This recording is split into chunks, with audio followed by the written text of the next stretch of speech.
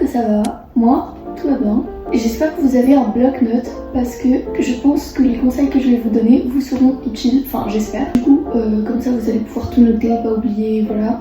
Et bref, sans plus blablater, je pense qu'on peut passer à mon premier conseil.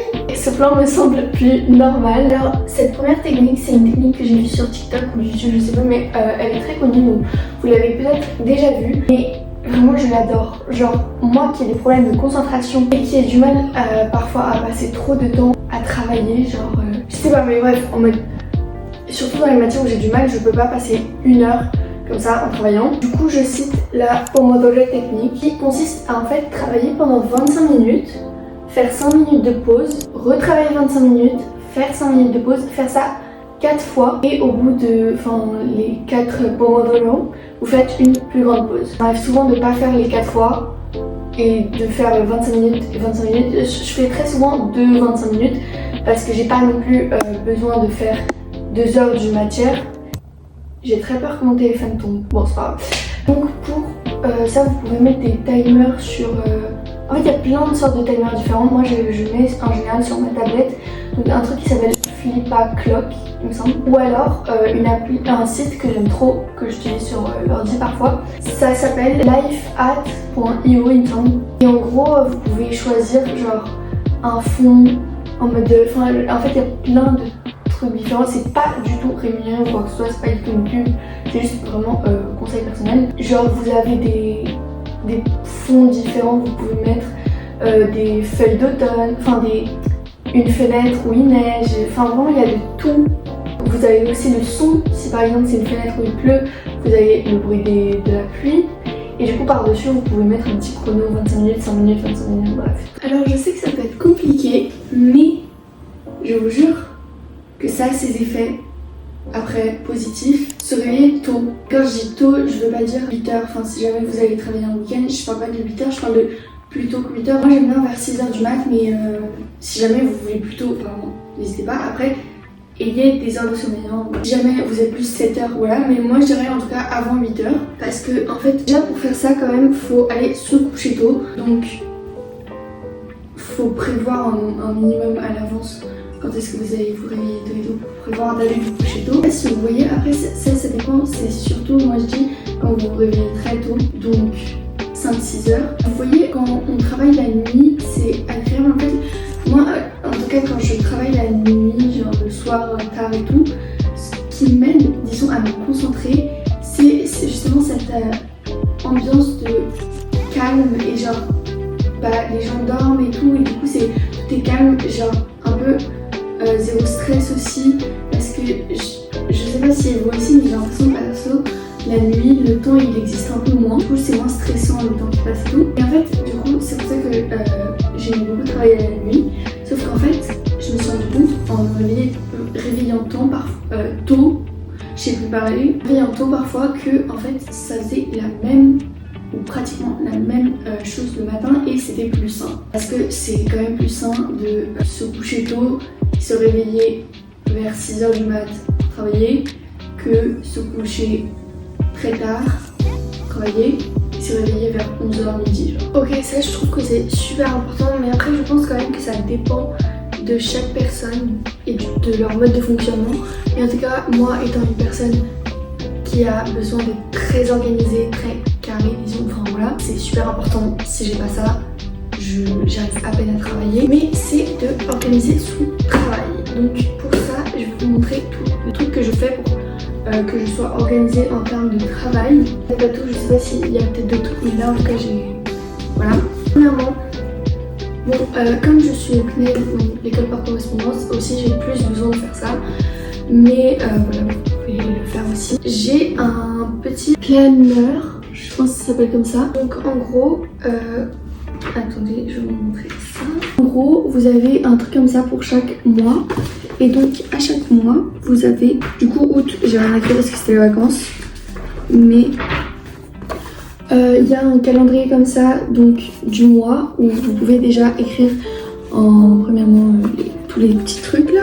Et ensuite il y a un truc de chaque semaine où ensuite vous avez aussi des habit trackers, donc des trucs pour les bonnes habitudes que vous voulez prendre. Donc déjà moi en fait chaque semaine, chaque week-end je note tous les devoirs et exercices leçons que je vais faire chaque jour de la semaine. Ensuite au CNED j'ai des nombres de devoirs à rendre avant la fin de l'année. Je me suis fait une petite fiche comme ça où je note chaque devoir par le mois. Donc ça c'était le mois d'octobre, ça c'est novembre, ça bref. Et comme ça je peux voir dans la globalité pour voilà, ensuite mettre dans mon habit tracker, mon monthly planner. Et en plus je peux fluoter là à chaque fois que j'ai fini. Et pour finir, les très chers to-do list. Ça c'est plus par journée. Donc on peut revoir par exemple ma to-do list d'aujourd'hui. J'ai pas 100% respecté, mais c'est juste une to-do list normale. Mais du coup je planifie surtout mes devoirs. Aller travailler à la bibliothèque et au café. Perso, moi j'adore, limite je travaille plus à la bibliothèque et au café que chez moi. Parce qu'en fait il y a juste là-bas une ambiance tellement de travail. En fait t'as des gens autour qui te regardent. Du coup ça te met une espèce de pression. Pas trop stressant non plus quand même. En plus c'est agréable parce que si tu travailles dans un café, t'as un petit café pour te récompenser. En plus ça te fait sortir de chez toi, donc t'as pas les distractions que t'as chez toi.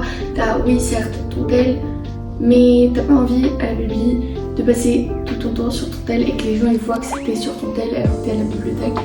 Donc t'évites de passer tout ton temps sur ton tel. Juste moi perso ça m'aide tellement à me concentrer. Après certes aller au café souvent ça coûte cher, donc faut pas y aller trop souvent, mais la bibliothèque en général c'est gratuit si vous en avez une près de chez vous. Enfin en fait c'est tout le temps gratuit d'aller travailler dans une bibliothèque. Perso quand je travaille j'adore écouter du jazz. J'ai une playlist sur Spotify, c'est pas moi qui l'ai créée, je l'ai trouvée sur Spotify qui s'appelle Jazz and the Background.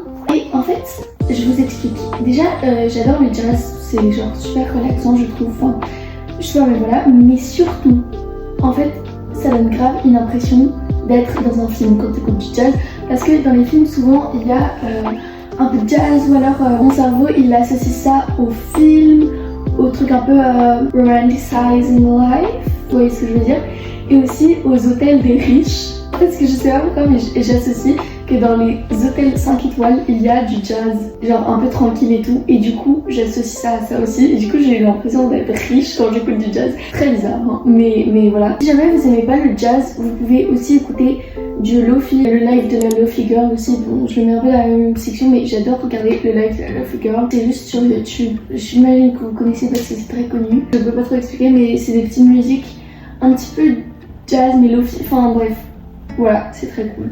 Encore un truc qui peut paraître un peu énervant, mais franchement, si vous mettez ça dans vos habitudes, moi je l'ai pris comme habitude maintenant et c'est plus du tout énervant, même j'aime ça limite. Travailler dans un espace rangé, il faut parfois un peu ranger, moi ça va, en général la chambre est plutôt bien rangée. Et je vous jure que quand vous travaillez, ça peut paraître logique hein, mais travailler dans une chambre qui est rangée, c'est beaucoup moins stressant. Parce que même si on s'en rend pas compte, quand tu travailles dans une chambre mal rangée, c'est un peu... Moi je sais pas, mais je sais pas si c'est comme ça pour tout le monde, mais perso ça me stresse. Là je trouve que c'est vraiment très important. Surtout si vous aussi vous avez des problèmes de concentration. Alterner les lieux où vous travaillez et aussi alterner les activités. Imaginez on est samedi, vous devez beaucoup bosser, vous avez de la physique-chimie, du français et de l'anglais. Je vous déconseille très fortement de faire 5 heures d'affilée pour tout finir dans votre chambre et faire tout ça condensé comme ça. Parce que déjà par rapport aux activités, faut alterner pour votre cerveau, pour que votre cerveau enregistre les trucs. Continuer à pouvoir se concentrer, faut faire des pauses de temps en temps. Et par rapport aussi aux endroits, je vous conseille de mettre entre, par exemple si vous voulez faire 1 heure de physique et ensuite 1 heure de français, entre ces deux trucs, de mettre une activité très différente. Donc aller marcher, un truc plus avec le corps, en tout cas un truc différent du cerveau, et ne pas non plus regarder son tel, parce que quand vous regardez votre tel sur tous les réseaux, votre cerveau absorbe plein d'informations et c'est tout sauf reposant parce que vous venez de travailler, donc absorber des informations, enfin bref. Et ensuite quand je parle de alterner les lieux, en fait au début je m'en rendais pas trop compte, mais au bout d'un moment, au bout de plusieurs jours que je travaillais dans ma chambre, j'arrivais plus parce qu'en fait je travaillais tout le temps dans ma chambre, et comme ma chambre c'était aussi l'endroit où je dormais, où je faisais d'autres activités et tout, bah je procrastinais énormément. Donc je vous conseille de travailler dans plusieurs lieux différents en une journée. Reprenons l'exemple, si vous avez de la physique, chimie, des maths, du français et de l'anglais. Vous faites 1 heure ou 2 heures, enfin après vous voyez, de physique chimie dans votre chambre. Et après vous faites le français dans une librairie, dans une bibliothèque. Ensuite vous revenez chez vous pour finir l'anglais, mais voilà. Voilà, j'espère que vous avez aimé la vidéo. Moi je vous dis à bientôt. N'hésitez pas à vous abonner et liker si vous avez aimé la vidéo. Bisous.